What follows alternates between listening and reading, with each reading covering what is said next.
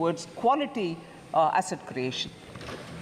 No one can refute this data, sir. These are all available in public domain. And the other thing which is an important indicator is, I had promised in this House, sir, 21-22, that the government would endeavor to attain fiscal deficit to GDP level below 4.5% by the year 25-26, from an unprecedented high of 9.2% in 2020-2021. We have kept completely to the trajectory projected. We have not deviated from it. We are complying by that fiscal deficit trajectory given by me. Even today, you see that we've gotten close to the 4.6. Actually, this year, we have clearly given 4.9 as the fiscal deficit. So we are keeping our word on that. India's exceptional post-pandemic economic recovery to become the fastest growing economy over the last 3 years is truly magnificent. And I thank every citizen, the middle class, the entrepreneurs, the farmers, marginal workers, traders, everyone who I've mentioned, I've not mentioned, deserve big gratitude, a word of thanks from all of us, sir, because of their toil and hard work and belief that they have to bring up the situation for their families to be better, has resulted in India becoming the fastest growing economy. And how many nations, may I ask this year, how many nations have achieved this balance through the budget since post-COVID to retain that growth, ensure that this balance happens and continues that sustainable growth momentum? So at least these sort of things which have to be remembered for the sake of thanking our people, I would like to highlight these as the last few years' achievement of this government and entirely thanking the people of India. And this couldn't have been possible unless there is a hardworking, visionary leadership which takes us forward so that the country can really come out of the COVID distress. And I thank Honorable Prime Minister for his leadership on this. Sir, I had also presented the Jammu and Kashmir budget for 24-25. I'm happy to inform that the concrete steps that have been taken to enable the Union Territory to break free from the fetters of the past, namely the legacy of fiscal distress which has been inherited from the erstwhile state. We have provided substantial financial support, and I'll give the number, 17,000 crores in the union budget of the UT of J&K this year. It includes 12,000 crore towards financing the cost of Jammu and Kashmir Police. That's a burden we want to take on our shoulders so that J&K has more flexibility to spend money for developmental activities. And the additional central assistance of 5,000 crore has been provided. With this support, I expect the GSDP ratio, fiscal deficit to GSDP ratio of the Union Territory would be somewhere, and I'm estimating it, somewhere in the range of 3% for the year 24-25. The public finances of the Union Territory are now back on the rails, and they are now able to focus on developmental activities much more than ever before. And the fiscal prudence is the biggest spirit with which the welfare activities are being taken up without any compromise on Sabka Saath, Sabka Vikas.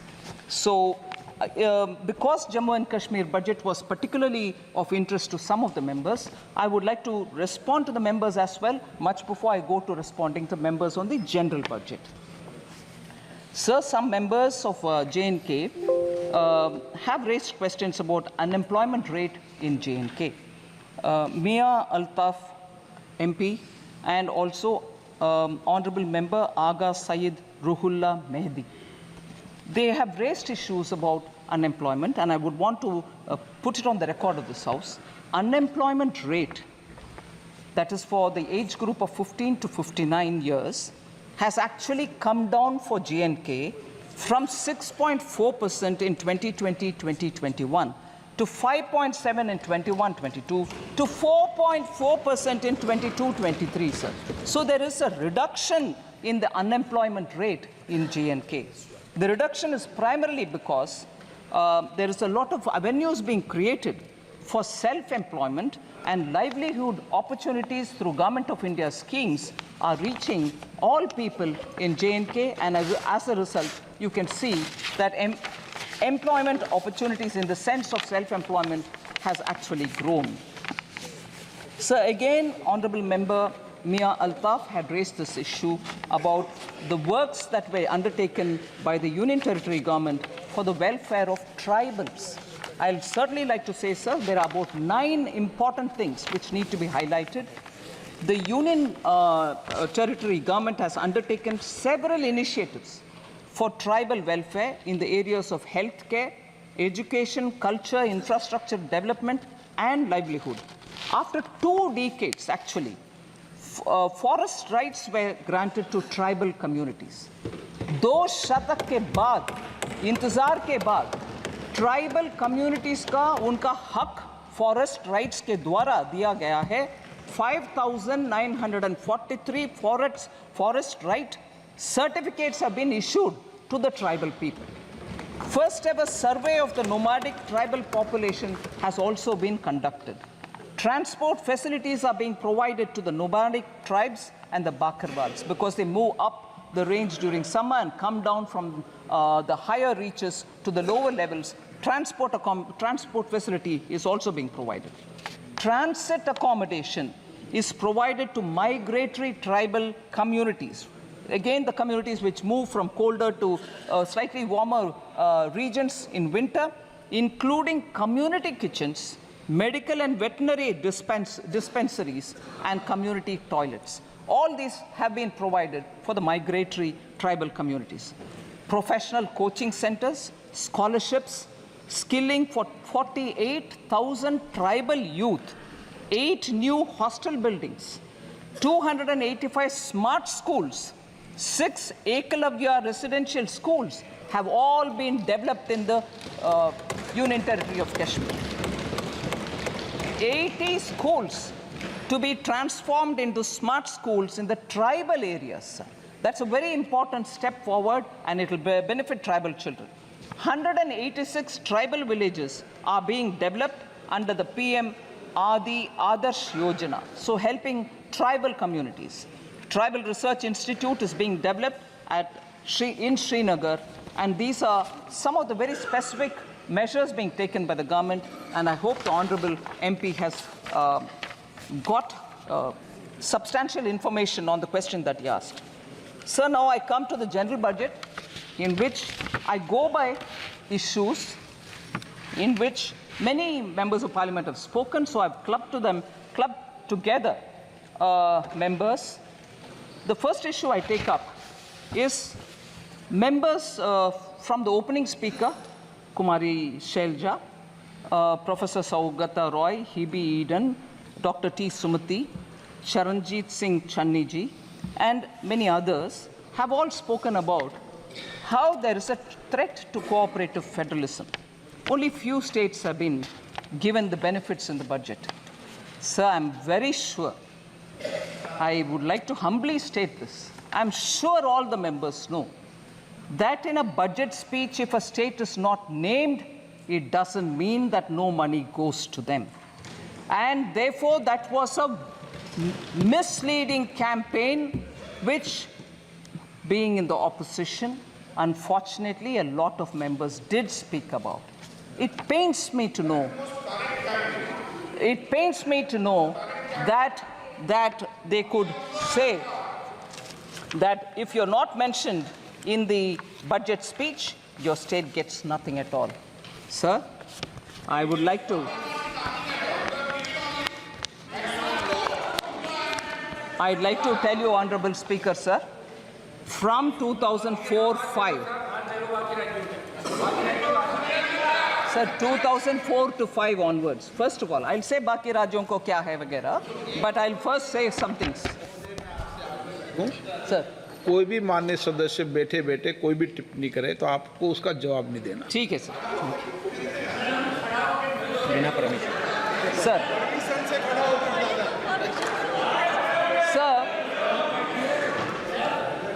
Sir, I'll take the example, sir.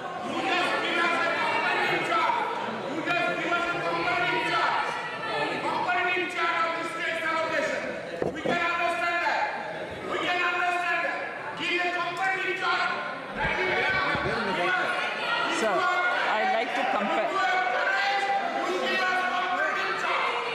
Sir, I'm picking up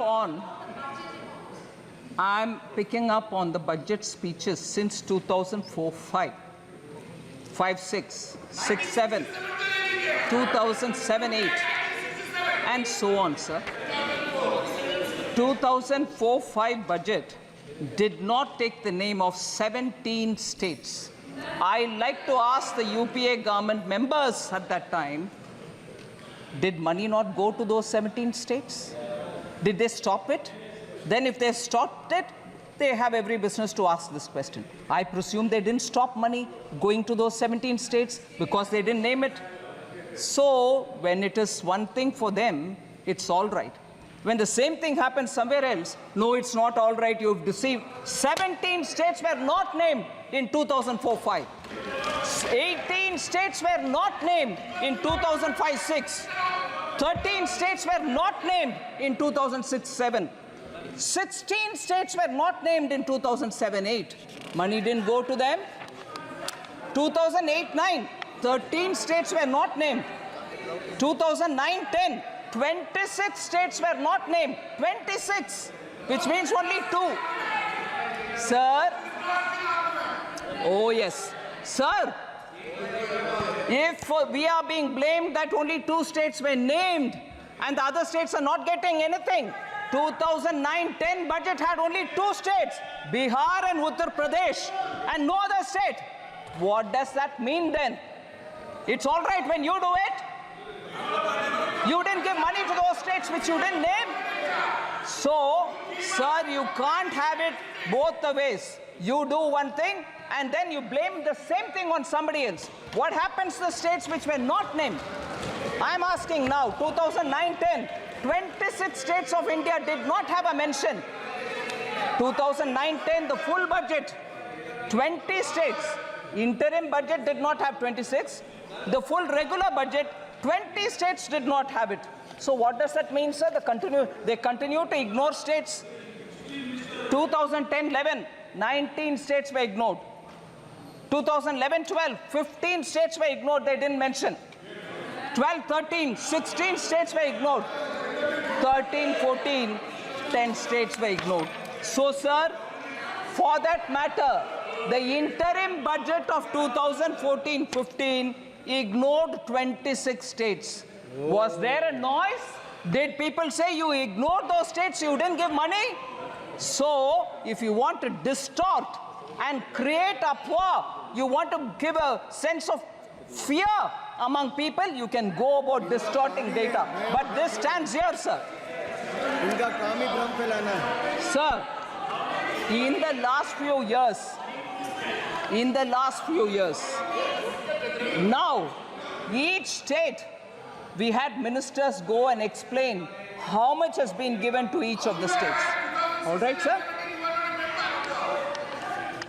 record तो है, record है दादा, इसीलिए record होता है वकीलों के पास. Sir, I just want to say this, sir. Just random examples of how much has gone to different states. Bulk drug parks in Himachal Pradesh for now 1,900 crores. Very recently announced by Prime Minister Modi. PM Mitra Textile Park went to Karnataka, Tamil Nadu and Telangana. Have they not received monies for that? 500 crores for Greenfield Park and 200 crore for Brownfield Park. These are just random examples, sir. Railways, West Bengal, Jharkhand and Bihar, multi-tracking of Son, Nagar and Andal. Telangana and Maharashtra. Yes, it is, everybody is right and that's why I'm answering. But instead of reading a complete list, I'm giving random examples so that people can understand. 2,700 crore for Himachal Railway. Railways, Telangana and Maharashtra, doubling of Mudkate, Medchal, Mehboob Nagar, Don route. Telangana and AP, doubling of Motumarri, Vishnupuram sections. Telangana and AP, Bhadrachalam, Dronakal sections. Amount, sir, 12,334 crore. West Bengal, Jharkhand, Bihar. Telangana and Maharashtra, 4,686 crore. Telangana and AP, 1,596 crore. Telangana and AP, Bhadrachalam, Dronakal section, 770 crore. These are going for railways alone. Himachal Pradesh 27. Sir, major highway projects, Kerala, major highways projects. So I will like to put on record, because after all, the respective honorable members of Kerala insisted, and I'm glad to receive them, that much before I deliver the reply today, I have to meet with them. It was an all-party delegation. I happily met with them. I have no problems. I will address issues also that they have stated, and let it go on record that all the MPs came and met me before I gave the reply. I have no hesitation, sir. And there is no vanchana to any state. Nobody is being denied any money. So, India's first, sir, Kerala I mentioned, NH 66, Kappirikadu, Edappalli in Thrissur district. 9,667 crore major highway project, Kerala. Sir, major money comes na, 9,606 ongoing. Money comes or not? So, Mukkola junction to Kerala, Tamil Nadu border, 1,148 crore. Sir, J&K, Punjab, Haryana, Delhi, Amritsar, Katra road project, 18,000. Sir, kindly, honorable speaker, sir, J&K, Punjab, Haryana, Delhi, Amritsar, Katra road project, 18,274 crore. Sir, again Kerala, sir. India's first transshipment port. All of us happily celebrated when a very big vessel reached Virinjam port. Kerala government, Congress government gave it. And nobody from who are speaking about AAs and A2, A1 and A2s don't question Kerala Congress government when Virinjam was given on invitation to, I'm not taking the name, one of the A's. On invitation. And nobody went. Nobody from Congress party went and said, "Arey, why are you giving to AA? Can't give it to AA." They didn't say. And afterwards, when communists came, when Communist Party came to power in Kerala, even they did not disturb it. Congress gave it, communists came afterwards, even they also didn't touch it. How much of viability gap funding has been given by Government of India, sir? 818 crores have been given for Virinjam Port by Government of India for a project that they themselves invited someone of the A and gave it, and that one of the A was given by Congress. Another who came as a communist also did not touch it. It's going on fine till today. But lectures on AA is only for all of us. Sir? So, cooperative federalism, states not being mentioned in the budget speech, doesn't have to be a very big issue. They all know they have presented budget in this country for decades. But when it is a ordinary chai wala OBC leader who comes to become prime minister and he does administration well, you then have a problem. Arey, kya ho rahi hai? Is he doing well? No, we'll have to protest. This will not work out, sir. People are seeing this game. So total resources allocated to transfer of states in BE 24-25 is 22,91,182 crores, and that is an increase of 4,93,645 crore. 27.5% over the last year's BE. States transfer to states, 22,91,182 crores. Sir, you know the size of the budget, and rightly, that much which is due to go to the states are going on time. Then, of course, sir, I've spoken about the criticism about not mentioned in the budget speech. I don't want to elaborate. There are other things. Agricultural allocation has come down, and legal guarantee for MSP. This also has been spoken by more than 20 speakers. Honorable 20 members have spoken. I'll just elaborate. I know Honorable Minister Shivraj Ji has been answering a lot of questions related to agriculture in the last few days. There may be some repetition in my statement, but I'd like to highlight.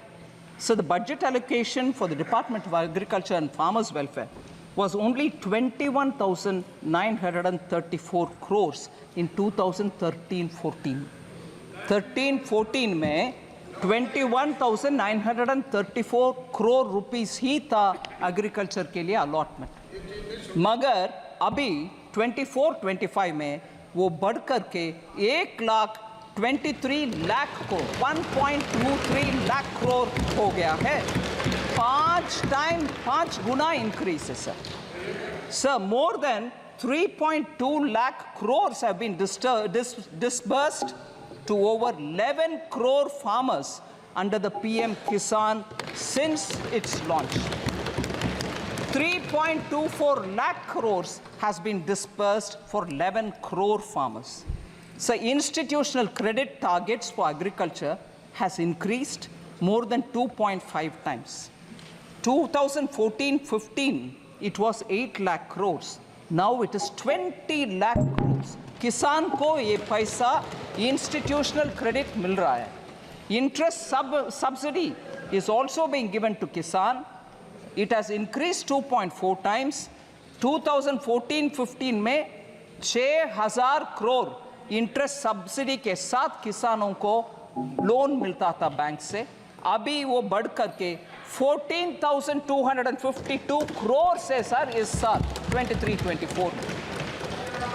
Number of accounts of small and marginal farmers availing agricultural loans has grown from 57% to 76%.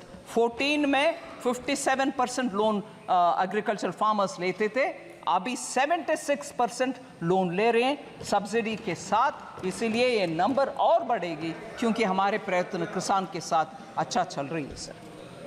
Sir, also a committee has been constituted some time ago to look at how the CACP cost, agricultural commission for agricultural cost and prices can work better so that किसान के लिए जो भी सुविधा मिलना चाहिए उसको बेहतरी तरीके से मिलाने के लिए कैसे काम करना उसके ऊपर ये कमेटी काम कर रही है.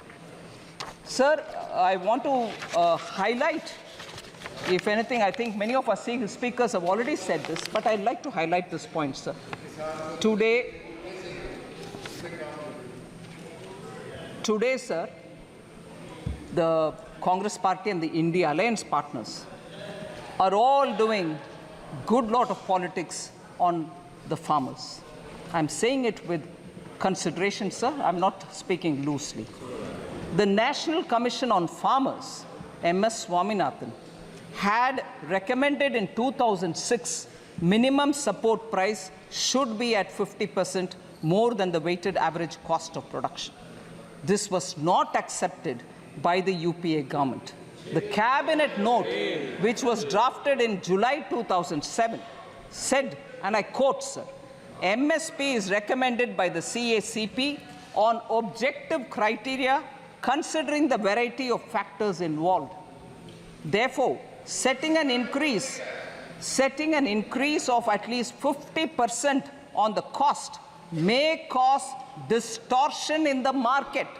In some cases, there may be a mechanical linkage between MSP and cost of production per producer. इतना कह करके MS स्वामीनाथन के रिपोर्ट को दरकिनारे कर दिया यूपीए गवर्नमेंट ने 2007 में। फिर 2004 मैनिफेस्टो में कांग्रेस पार्टी बोलते हैं कि एक कॉम्प्रिहेंसिव क्रॉप इंश्योरेंस ले आएंगे, मगर सचमुच में पीएम फसल बीमा योजना ले आने वाले कौन है सर? हमारा प्रधानमंत्री मोदी जी। फिर कांग्रेस पार्टी ने ये भी कहा it would examine the feasibility of direct income support to farmers, मगर किसान सम्मान निधि 2019 में ले आने वाले कौन है सर?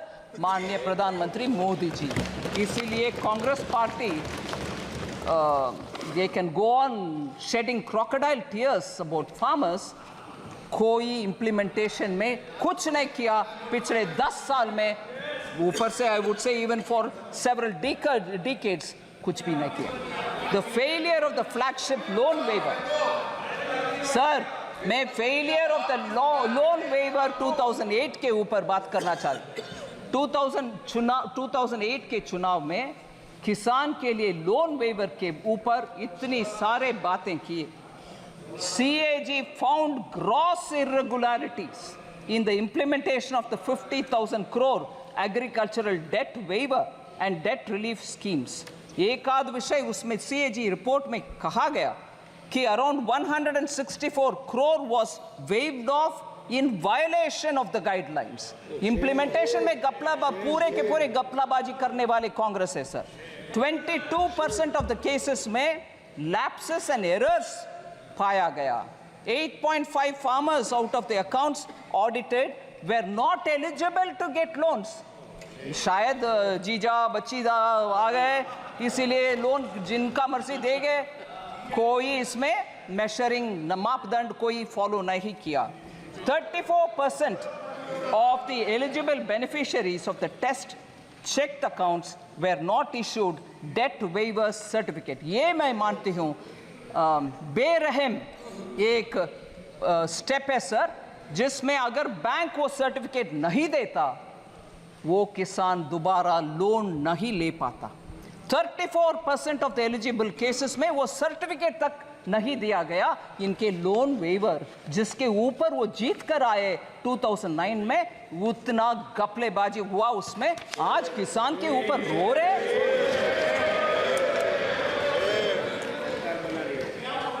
सर, अनएम्प्लॉयमेंट के ऊपर 15 ऑनरेबल मेंबर्स ने बात किया सर। इसमें कुमारी सैलजा, अभिषेक बैनर्जी, सौगता रॉय जी, हिबी ईडन, राजीव राय, दुराई वाइको, पप्पू यादव जी, डिम्पल यादव जी, NK प्रेमचंद्रन जी और के सुब्रायन जी, ऐसे बहुत सारे, डॉक्टर सुमति, अनएम्प्लॉयमेंट के ऊपर बात की। मैं उनका एक आध विषय स्पष्ट करना चाहती हूँ sir. Our policy to make youth, इस बजट में यूथ के लिए 5 ऐसे स्कीम का एक बड़ा सा PM का युवा पैकेज हमने ले आए, जिसमें एम्प्लॉयमेंट भी है, स्किल ट्रेनिंग भी है, इंटर्नशिप भी है। Our policy is therefore to make youth सक्षम, स्वतंत्र और समर्थ। इसीलिए to make them competent, independent and capable, a lot of schemes have been brought in other than the 5 schemes put into PM package. 48 crore mudra loans worth 29 lakh crores have been dispersed since 2014. 29 lakh crores का dispersal हुआ मुद्रा में। इसीलिए इस बार क्योंकि वो success हुआ है, हम उसको 20 लाख रुपीस तक अमाउंट बढ़ा रहे हैं, 10 से लेकर के 20 तक बढ़ा रहे हैं। मैं ये 5 स्कीम के ऊपर ज़्यादा बोल नहीं रही हूँ sir, but I want to say UPA era में जॉबलेस ग्रोथ के विषय में एक विषय हाईलाइट करना चाहती हूँ सर। आरबीआई के क्लेम्स डेटा जो पीरियोडिकली हमें इकोनॉमी के ऊपर पिक्चर देता है, वो एम्प्लॉयमेंट यूपीए के इरा में, मतलब 2012 to 13 में और 13 to 14 में टोटल एम्प्लॉयमेंट एक्चुअली डिक्लाइन हुआ है, ये वो जिक्र करता है आरबीआई की रिपोर्ट। उनके कार्यकाल में जब टोटल एम्प्लॉयमेंट का नंबर डिक्लाइन होता है, उसके बारे में चर्चा नहीं करते। मैं आज उठा रही हूं इस हाउस में कि उस समय के एम्प्लॉयमेंट क्यों घटा, why did it come down? If you are claiming that your economy management was all very good, how did total employment figure come down? And this is RBI data, not mine. Second, sir, formal employment was badly hit. Total persons engaged during the UPA time, annual survey of industries कहता है कि Covid pandemic के time, हमारी सरकार के time से ज्यादा decline उस समय हुआ टोटल पर्सन्स का एंगेजमेंट में। This is a data about 2012-13 employment total persons engage decline हुआ उस समय। Sir, we want to highlight the fact that the annual periodic labor force survey reports show that the labor market indicators for persons in the age group of 15 years and above has steadily improved under Prime Minister Modi 2017-18 to 2022-23. Our employment figures have improved. I'm giving you at least 4 indicators for that. Labor force participation has increased from 49.8 in 2017-18 to 57.9% in 22-23. Labor force participation number. इसमें women labor force participation has risen to 37% in 22-23 from 23% which was in 2017-18. Women का participation भी increase हुआ.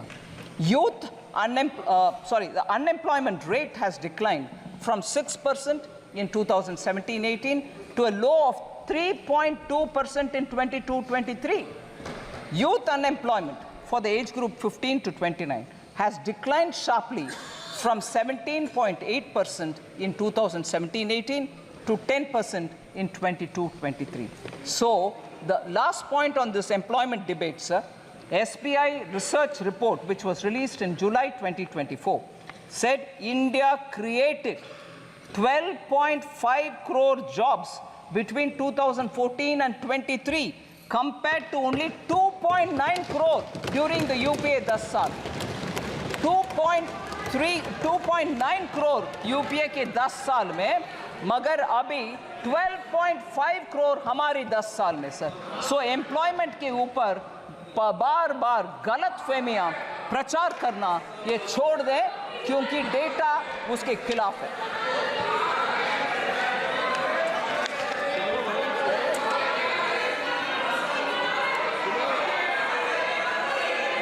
Sir, next is the question of inflation management. In inflation, periodic labor force does not include Narega, sir. नहीं. Does not include. I'm sorry. No comfort on that. Sir.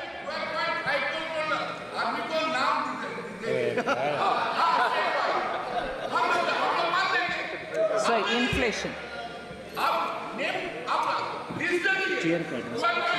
उधर सुनना ही नहीं है.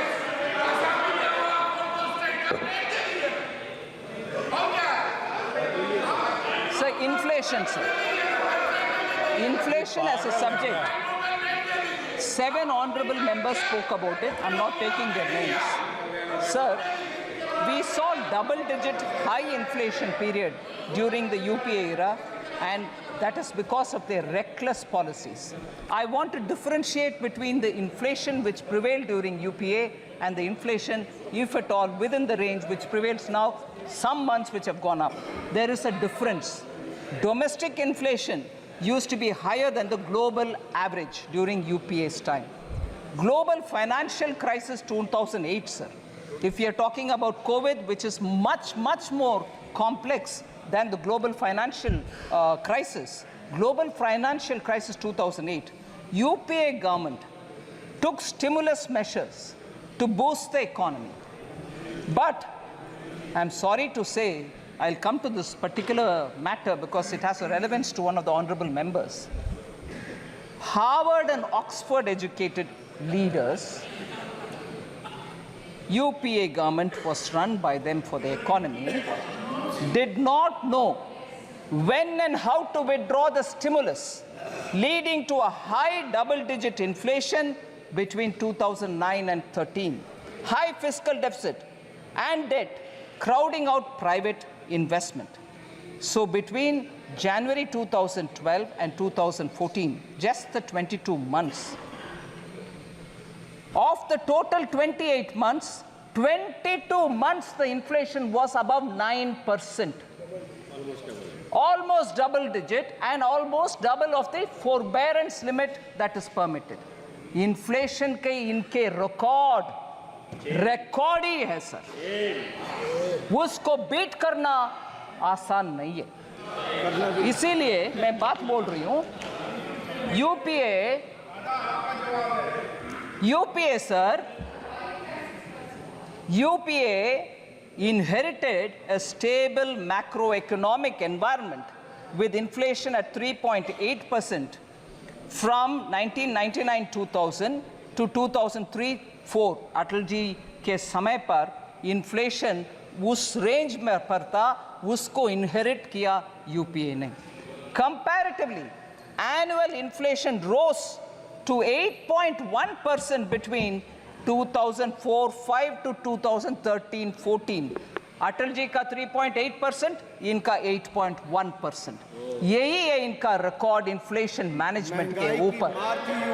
Sir actually क्योंकि हमारे MP साहब already एक slogan दे रहे, मैं बोलना चाहती हूँ, मैं हिंदी इलाके से नहीं आती हूँ, फिर भी ये याद है, कांग्रेस आई महंगाई लाई, ये है इनका रिकॉर्ड।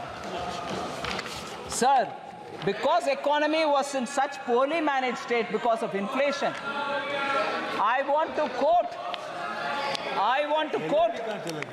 Sir, RBI governor, उनका नाम नहीं ले रही हूं क्योंकि सदस्य नहीं है इधर, मगर वो एक किताब लिखे हैं, उस किताब में वो बोलते हैं, I quote, the finance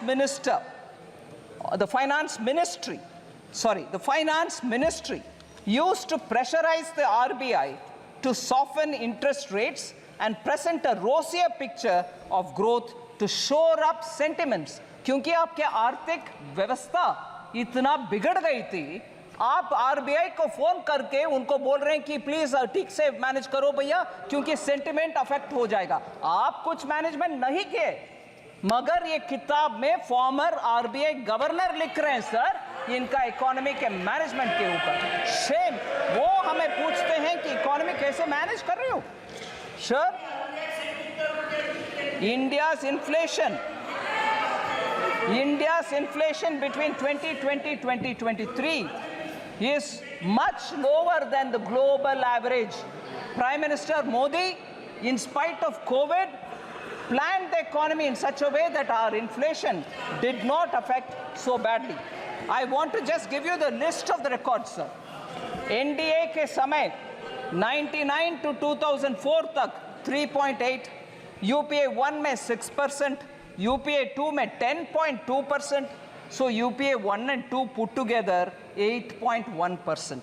अभी हम आ रहे हैं NDA 1 में 14-15 से लेकर इन्फ्लेशन 5 years में 4.5%, NDA 2 में 5.7%, NDA 1 and 2 put together 5.1%. कहाँ है 8.1%?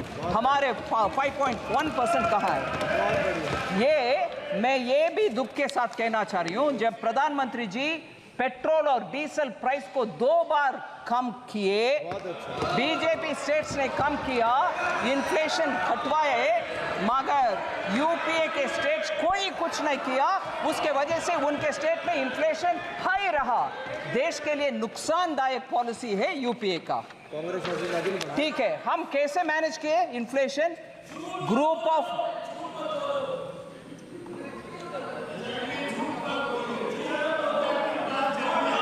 सर, एनडीए गवर्नमेंट कैसे मैनेज कर रही है?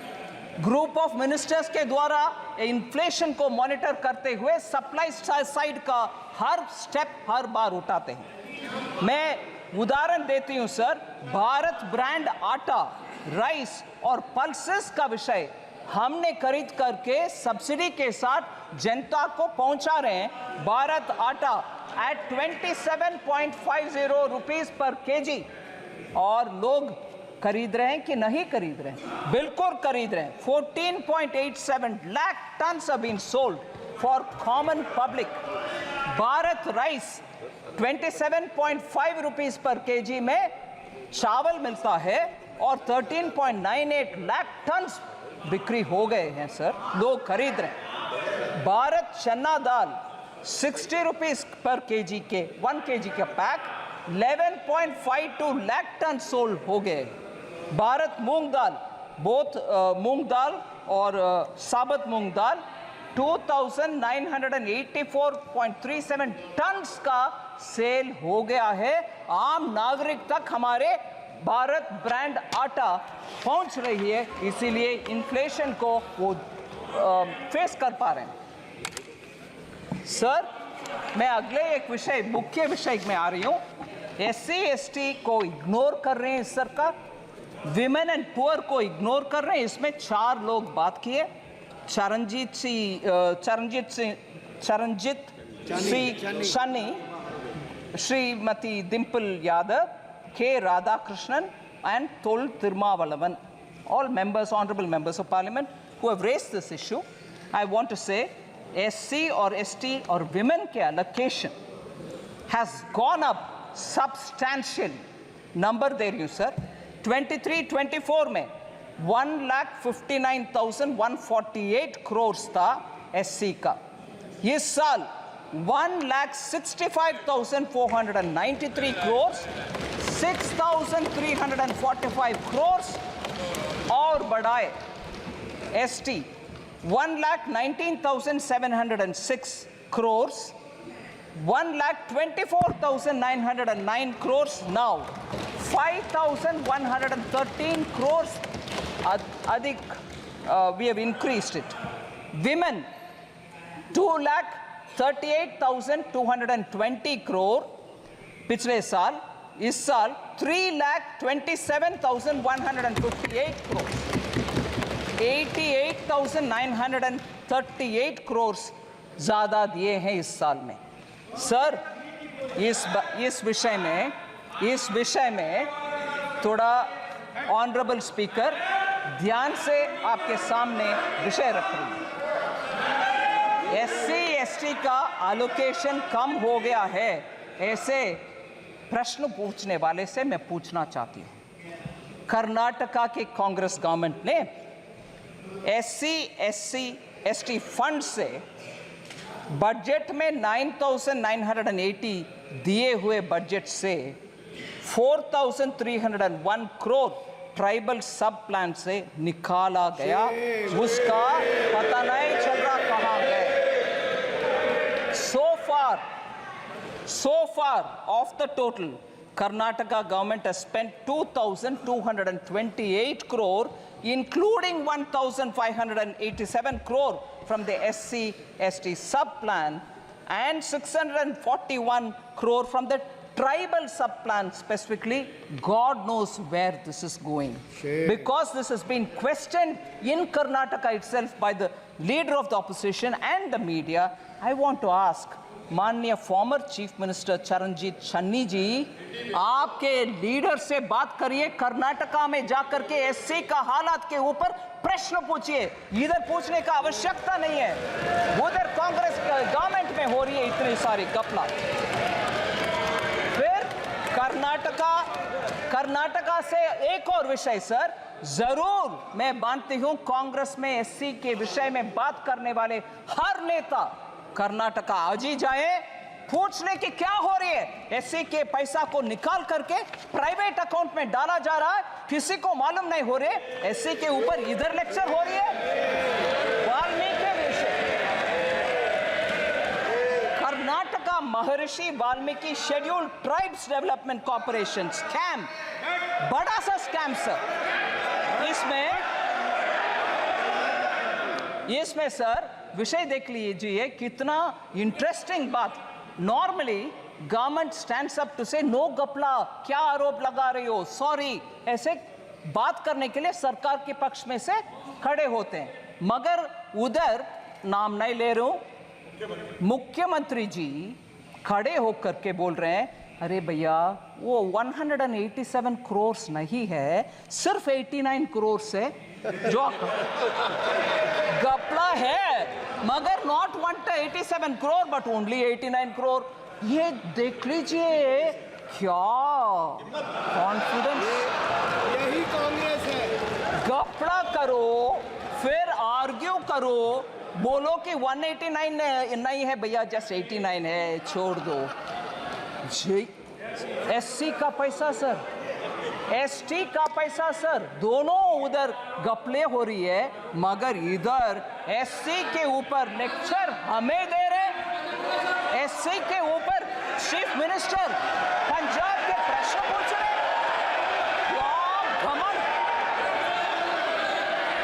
In the past BJP government, how many scams have been occurred? Sir, skill India mission के ऊपर, स्किल इंडिया मिशन के ऊपर honourable member Abhishek Banerjee, Madhya Pradesh, honourable member Owaisi ji और वरुण चौधरी जी ने प्रश्न पूछा। I want to highlight 3 honourable members, Abhishek Banerjee ji, Owaisi ji और वरुण चौधरी जी ने प्रश्न पूछा। इन द लास्ट डिकेड, क्योंकि डिजिटल पब्लिक इंफ्रास्ट्रक्चर इतना नेसेसरी हो गया है, स्किल्ड इंडिया डिजिटल हब में कैसे क्या है विषय, उनका कंसर्न है स्किल इंडिया मिशन में सक्सेस नहीं हुआ। मैं उनको जेंटली बोल सकती हूँ, इन the last decade the employment of Indian youth has increased sharply, rising from 34% in 2014 to 51% in 24।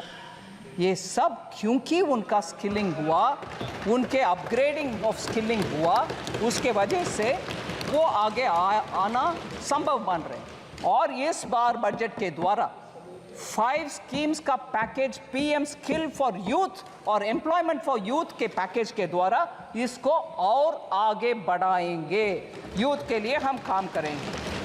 और हमारे position sir world skills competition में 19th पोजीशन में थे हम 2017 में स्किलिंग में, आज 11वीं पोजीशन में 11th रैंक में आ गए हैं bye 2020। Sir, 3 members have spoken on poverty and global hunger index. Poverty and global hunger index, कुमारी शैलजा जी, दुराई वाइको जी और Gurmeet Singh ji. Sir, I want to first of all, with all humility and modesty say, flawed indicators such as the global hunger index for India's sake may not work out. I'm not saying because you have raised a point, but I'll tell you why. इन सबके विश्वसनीयता, I'll try to say it in Hindi, sir. मैं इस global hunger index की विश्वसनीयता पे कुछ बात रखना चाहती हूँ। हाँ, मैं प्रश्न रखना चाहती हूँ। हाँ, मैं जो विषय मैं क्वेश्चन के द्वारा जवाब दे रही हूँ। Conflict ridden countries sir, Pakistan जैसे कंट्रीज को, सूडान जैसे कंट्रीज को भारत से आगे रैंकिंग कैसे मिल रहा है सर? अफ्रीकन नेशंस में आज भी उनका पर कैपिटा इनकम भी कम है। फिर पाकिस्तान में आज तक आटा के क्यों, मैं I am not saying it in a sense of you look at them they are suffering, no, I don't want them to suffer, but it is a reality. Today they are not able to obtain even basic food. Here 80 crore लोग के लिए भारत देश में मुफ्त में हम अनाज दे रहे हैं, फिर भी हंगर इंडेक्स में हाई है। ये कैसे ये विश्वसनीयता स्थापित करेंगे? Sir, household savings will do. Household savings at 50-year low, while household debt has been increased. Honorable MP Abhishek Banerjee ने ये प्रश्न पूछा। Sir, year-wise accumulation. This is very interesting data, sir. I request the honorable members to kindly pay attention to this fact. Net financial savings of the household sector from 8.32 lakh crores in 2013-14 has risen to 14.616 lakh crores in 22-23. Net financial savings of the household sector. This is an increase of 70%. Household savings in the form of physical assets. Bank में fixed deposit में cash रखना एक चीज है, मगर घर खरीदना या घर में विस्तार करने के लिए कमरा बनाना वो अलग विषय है. Today, in the form of physical assets, sir, construction of houses or other immovable properties increased from 14 lakh crores in 2013-14 to 35 lakh crores in 22-23. It clearly indicates a shift of savings in the form of physical assets rather than in the form of financial assets. The registered investor base at the National Stock Exchange has tripled from March 2020 to 2024 to 9.2 crores of Indians 31 March 2024 tak. So, potentially translating into 20% of India's households now are channeling their household savings into financial markets. ये हम ध्यान में रखना चाहिए. Sir,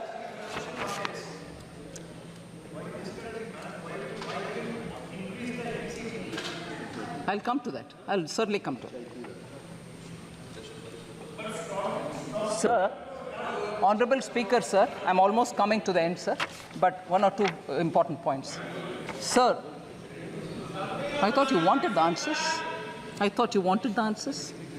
Sir, lack of transparency in budget.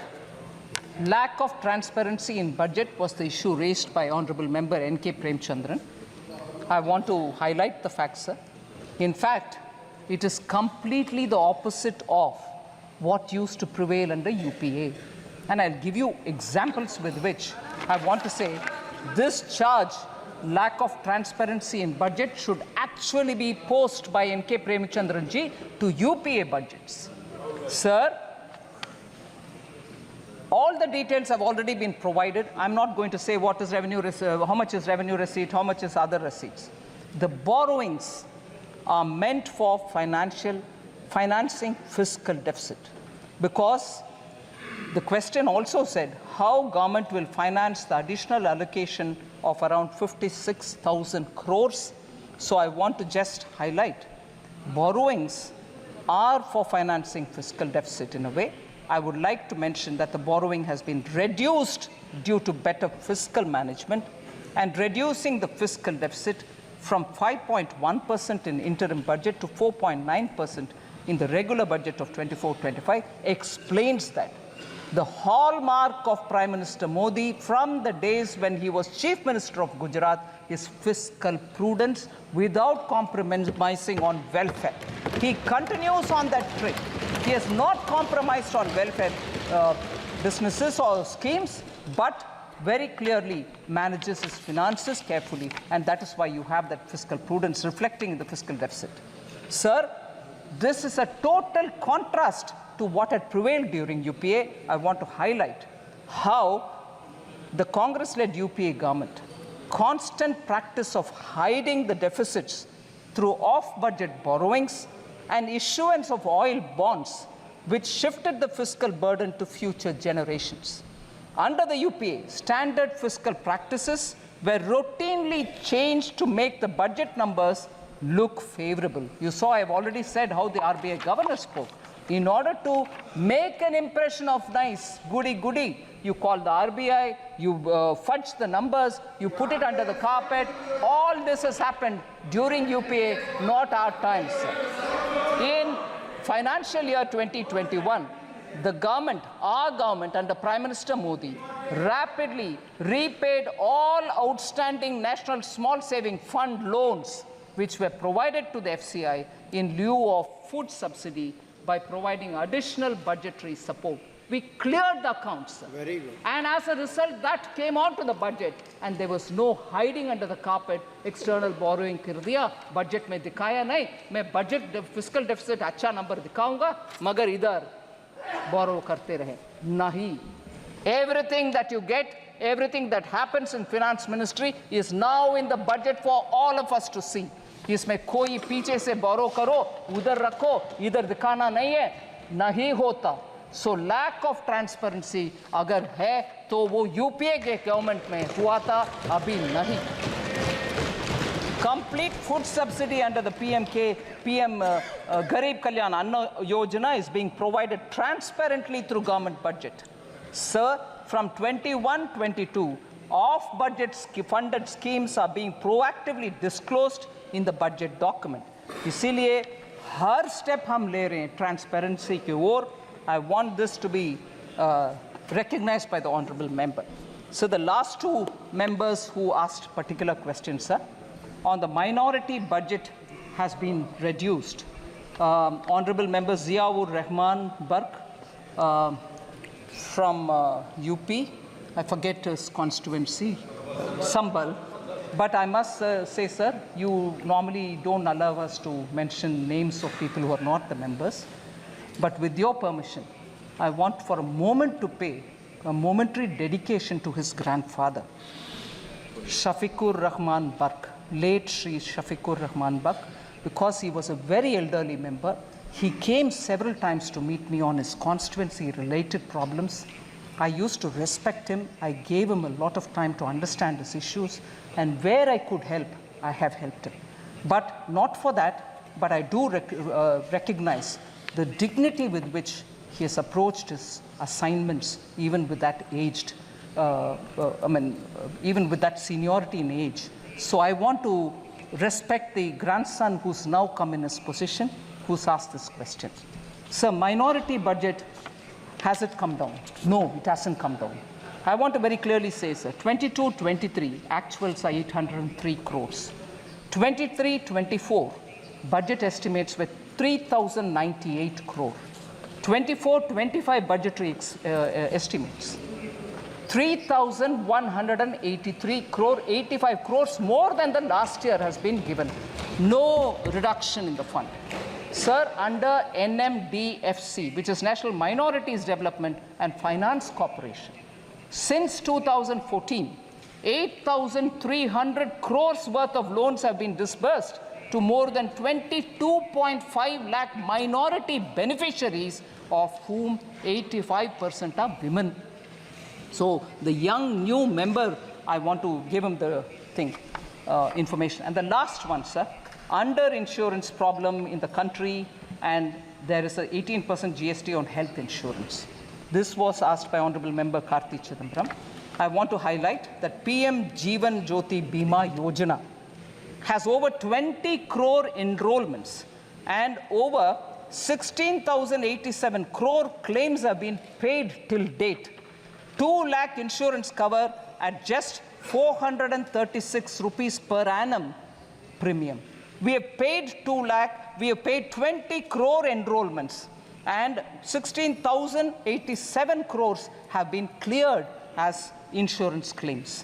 PM Suraksha Bima Yojana, sir, 44 crore enrollments and 2,757 crore claims have already been paid. And what is the structure, sir? 2 lakh rupees for total disability or accidental death at just 20 rupees per annum premium. So this is the way insurance for the common people have been given by Prime Minister Modi, and this is reaching a lot of poor people. And I'm happy to say, even during COVID, we had cleared a lot of claims, even if they didn't meet the usual requirements of doctor's certificate, mortuary certificate, nothing. PM gave a clear instruction saying, during COVID, all claims be settled. We don't want anyone to suffer because insurance certificates have not come. Sir,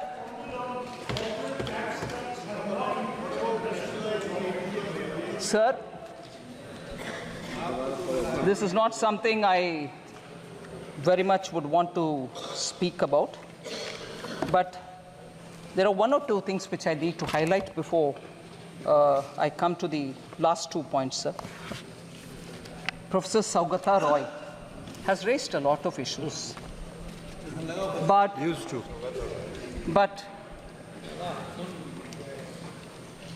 I'm astonished, sir, from the land of Bengal, which inspired our freedom movement, which gave us the slogan, Vande Mataram.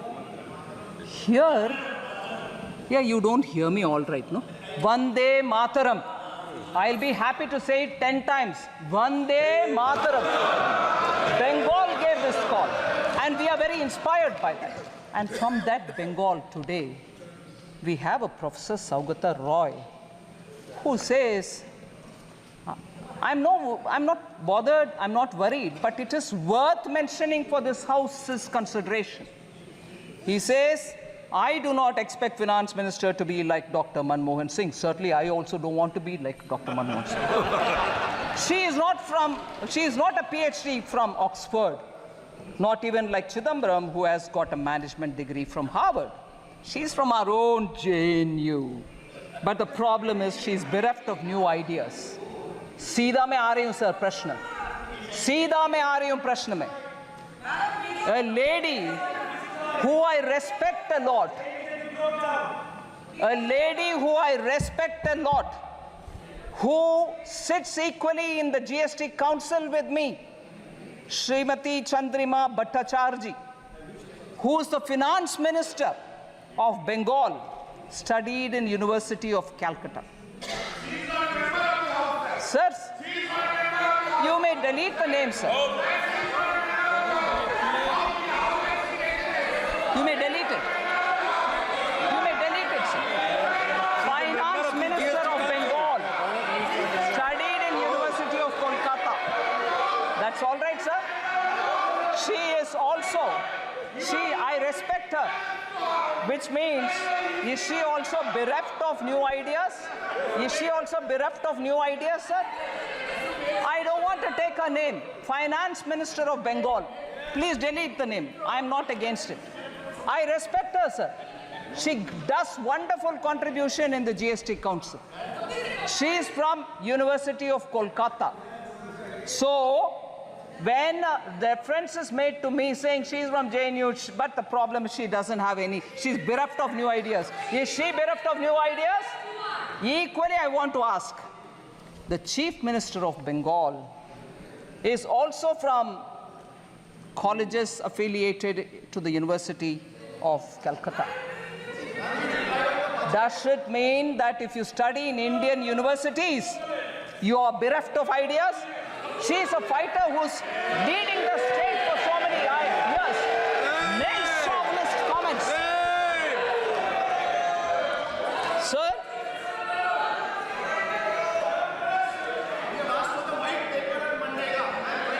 I'll come. Sir, I'm astonished when we talk about the Chief Minister's qualification and saying that she's a good Chief Minister who's fighting. We are from Indian universities. Whether it is Chief Minister of Bengal or myself, we are all from Indian universities. In what way we are less to the Harvards of the world, the Oxfords of the world? I want to ask this question to the main chauvinist professor who seem to be attacking women, and even worse, he is a professor in one of the Indian colleges. He is not teaching in Harvard. He is not teaching in Oxford. So is he also equally not so qualified? A professor in Indian university demeans people who have got qualification from Indian universities, sir. Professor Saugata Roy, please be ashamed of yourself. Sir, even worse,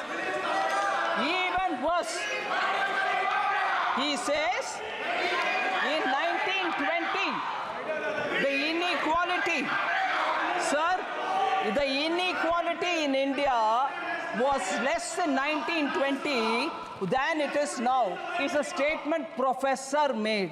I can't believe this statement. Sir, Bengal suffered under the British. We all see the images of skinny, starved, bone and skin Indians, Bengal people who were starved by the British, and the entire grain of West Bengal was taken to fund the war. People were photographed sitting skinny with bones and skin, and that Bengal was better in equality than now? What a shameful statement to make. In this house, inequality was better under British than now? What a shameful statement to make.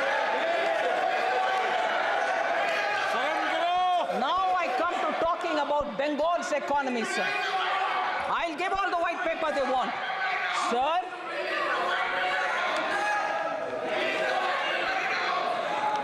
West Bengal's share in total industrial production of this country. Honorable Speaker, sir, I'd like to draw your attention and say West Bengal's share of the total industrial production of this country, which used to be 24%. I want honorable members to keep paying attention to this data. It's very important for this country. 24% was Bengal's contribution to total industrial production of this country at the time of independence. Today, you want to know what that number is? 3.5. That's the Bengal economy. That's the Bengal economy. Sir,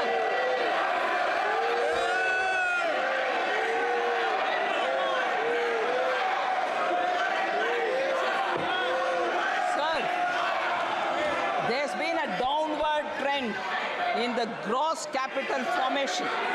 In 2010, West Bengal accounted for 6.7% capital formation in India.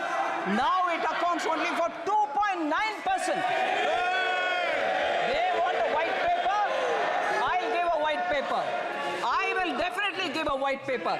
This is the performance of Bengal's economy, sir. सभा की कार्रवाई आज 8 बजे तक बढ़ाई जाती है। The state of West Bengal, sir, attracts less than 1% of the total Indian FDI. अगर आप सवाल पूछोगे तो जवाब सुनना पड़ेगा। आपने सवाल किया तो जवाब दे रही है वित्त मंत्री जी।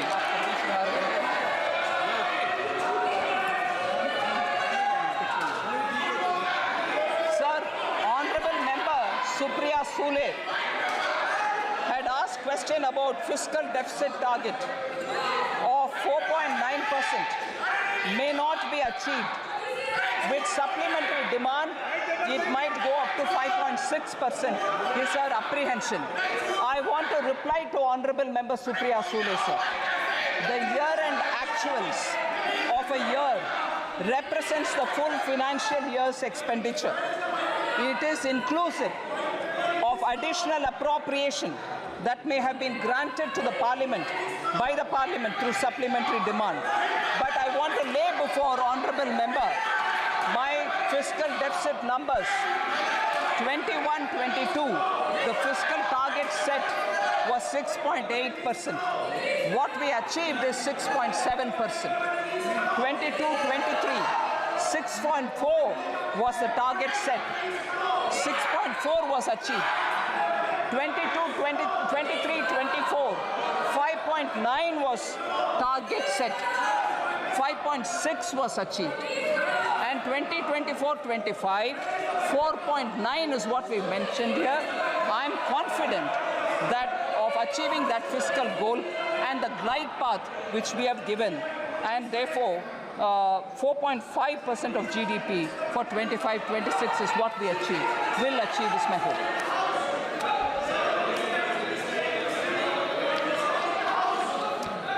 Sir, before I come to the conclusion, there's one I will come to the conclusion with. But before I come to that, sir, I want to highlight the fact. माननीय सदस्य, नेता प्रतिपक्ष, प्लीज आसन के पीठ पेट कर नहीं बैठते। संविधान नेता प्रतिपक्ष हो जाने से अकल कहां से आएगा? Sir, this is an important issue I want to raise, sir, before I come to the conclusion. Sir, today, when we are discussing the journey of Vikasit Bharat, I want to draw your attention towards a very serious issue. To make India develop, it is necessary for the country to have big economic and strategic power. But if there will be instability and anarchy in the country, the journey towards Vikasit Bharat will become more difficult. This is a huge challenge for us. And as a nation, we have to understand where the problem is. India's social fabric, parliamentary traditions, economy, and the armed forces are all four being severely attacked. We have united our diverse society through the hard-working people of this country over the generations. After independence, sir, our constitution was put in place, and it has put in place several arrangements to keep the society united. But today, through a conspiracy, the fault lines of our society are being exposed. Mistrust is being created against each other in the society through fallacies, lies, and deceit. Sir, efforts are being made to create such a situation that even a spark will lead to a lot of conflict. Similarly, the attacks on the armed forces are also being intensified on some pretext or the other, or one pretext or the other. Efforts are being made to divide the army and the soldiers. The strength of the army is its discipline and unity. As a part of a conspiracy, sir, this strength of the army is being challenged. Whatever is happening today regarding Agniveer is a part of this conspiracy. I'm afraid to say this. Apart from the society, parliament, army are all under attack, and even the economy is being attacked.